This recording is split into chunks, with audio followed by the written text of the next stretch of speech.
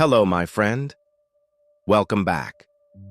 If this is your first time here, I invite you to subscribe so we can walk together on this journey of Stoic wisdom where philosophy is not about abstract theories, but about living with strength, freedom, and inner peace. Today, I want to talk about a subject that has shaped human history, destroyed families, built empires, and chained countless hearts.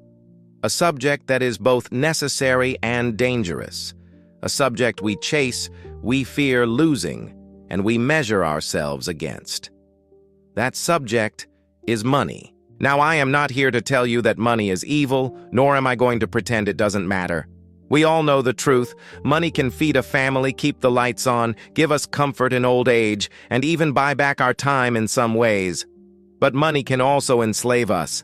It can steal our peace, corrode our relationships, and blind us to what is truly valuable. The Stoics never said money was bad, but they warned us anything you cannot control has the power to control you if you cling to it.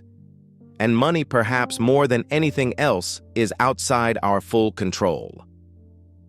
Marcus Aurelius once wrote, "Wealth consists not in having great possessions, but in having few wants."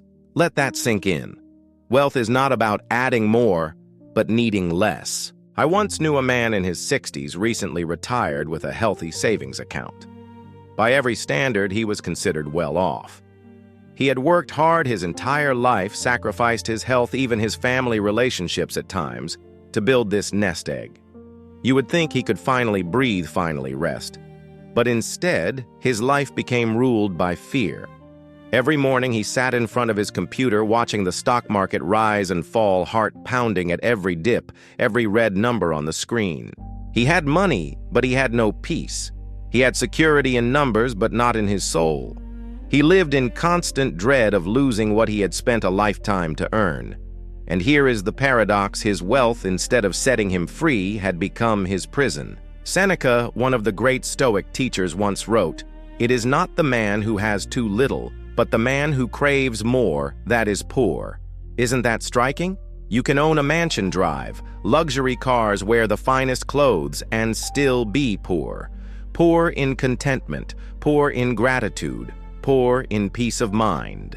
Have you ever noticed how fleeting the satisfaction of money really is?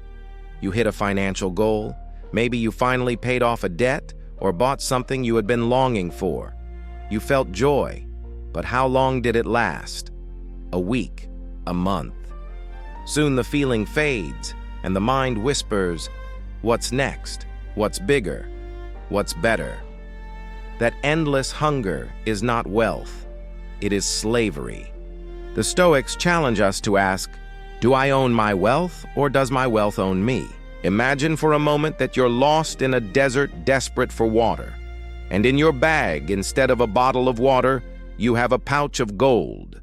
That gold cannot quench your thirst. It cannot save your life. At that moment, its value is zero. And yet outside of the desert, people would kill to have it. Isn't it strange how fragile the value of money is? Money can buy you a bed, but not sleep. It can buy medicine, but not health. It can buy a house, but not a home.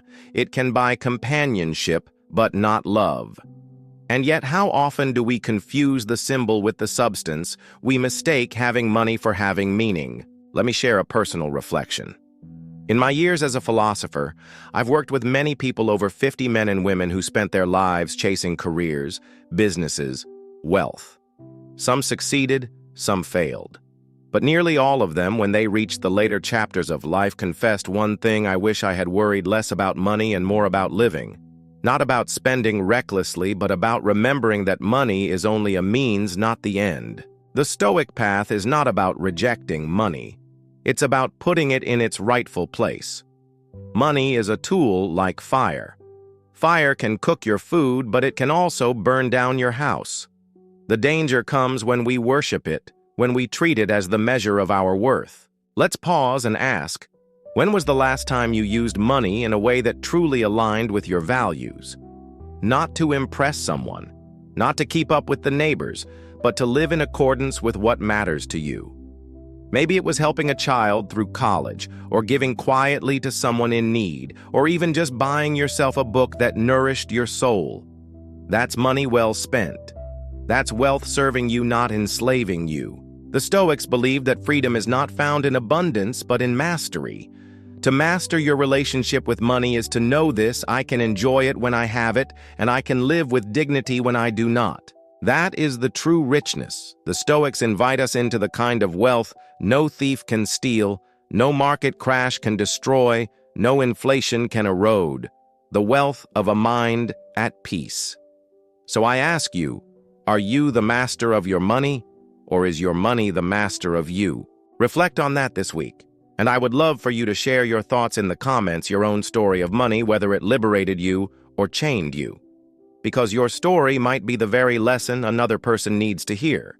If this message resonates with you, please like this video, share it with someone who may need these words, and subscribe to the channel. Your support helps us continue spreading Stoic wisdom to those who seek freedom, strength, and peace. Remember, money can disappear in a day. Fortune can turn its back in a moment. But the wealth you build inside discipline, gratitude, wisdom remains yours forever. That is the treasure the Stoics point us toward.